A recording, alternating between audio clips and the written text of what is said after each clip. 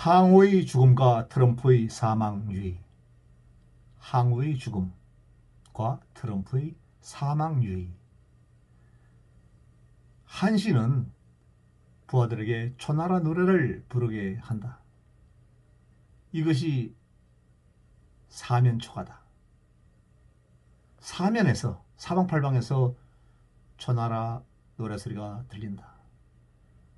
고향의 노래소리를 들은 초나라 병사들은 사기가 저하되고 전의를 잃을 수밖에 없다. 드디어 항우는 쫓겨 오강에 이른다. 오강을 등지고 끝까지 적군을 베어 넘어뜨린다. 그런데 자신도 10군데의 검상을 이뤘다.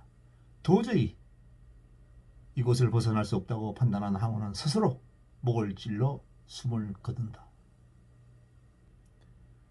트럼프의 지난 4년간의 행보는 항우의 모습과 같다. 공화당의 많은 의원들도 트럼프를 반대하고 딥스테이트, 일루미나티, 안티파, BLM파, 해골단, CNN 등 대다수의 언론, 빅텍의 페이스북, 트위터 등의 매체, 그리고 중국의 돈을 받은 자들 모두가 트럼프의 적이었다. 서양의 역사는 종교의 역사이고 동양의 역사에는 전쟁의 역사이다. 미국에서 트럼프와 바이든의 대통령 선거는 그 양상을 간단하게만 보아서는 안 된다. 트럼프는 개신교 신자이며 바이든 측은 천주교 신자가 주류를 이루고 있다. 이것은 또 일종의 종교 전쟁이다. 그러니까 개신교와 천주교의 대립. 또 하나는 트럼프와 시진핑의 대결이었다. 미국과 중국의 패권 경쟁이었다는 것이다. 미중 패권 경쟁은 무역 전쟁으로 트럼프가 일단 승리한 것처럼 보였지만 결국은 시진핑에게 트럼프는 패하고 말았다. 시진핑은 오랑캐로 오랑캐를 쳤다는 EEJ 전략과 반관계 전략 그리고 미인계 전략을 구사하여 트럼프를 꺾어버린 것이다. 더 트럼프를 곤혹스럽게 만든 것은 모든 언론가 완전히 차단되었다는 것이다.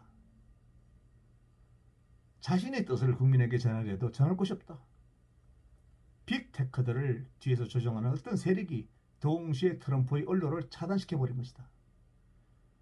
아무것도 할 수 없는 트럼프는 현재 5강에 포위된 채로 있다. 이제 6일이 남았다. 혹시나 하는 사람들이 트럼프의 반격을 기다리면서 숨 넘어가듯이 트럼프가 일어서기를 바라지만 사방에서는 초나라 노래소리가 계속 들리고 사방에서 배수진을 치고 있는 트럼프는 며칠을 어떻게 버틸지가 궁금해진다. 트럼프 정책의 실책은 미중 패권 전쟁에서 중국을 적으로 만든 게 화근이었다. 중국이 대국 굴기를 내세워서 기어오르니까 중국을 견제하는 정책을 펼쳤다. 그러나 이미 중국의 자본에 맞들어진 자들, 포섭되어 버린 자들에 의해서 트럼프를 지켜주는 세력이 사라져버린 것이다. 겨우 개신교 신자들만이 트럼프를 응원하고 있을 뿐이다. 또 하나는 트럼프의 성격이 문제다. 과감하고 대처한 사람 같이 보였지만 우유부단하고 우물쭈물하고 결단성이 없는 사람이다. 얼마든지 기회가 있었는데 그 기회를 활용하지 못했다는 것이다. 영웅은 과감해야 되는데 과감성을 기재한 트럼프는 결국 1월 20일 이후에 교도소로 가게 된다. 그리고 그 이후에는 법정 투쟁을 한다는 것이다. 이미 손은 물을 건너갔다. 물 건너간 소를 어떻게 다시 붙잡겠는가. 1월 20일 이후는 트럼프는 교도소로 가는 것이다. 우물쭈물 하다가 우리나라의 박근혜가 교도소를 간 것과 같은 것이다. 항우가 사랑한 여인 우희는 항우가 더 이상 살 길이 없음을 알고 스스로 자결해버린다. 그러니까 트럼프를 지지한 많은 사람들은 한국처럼 많은 사람들이 교도소에 간 것처럼 그렇게 또 교도소에 갈 것이다. 1월 14일 또 이렇게 황정보의 이바고였습니다.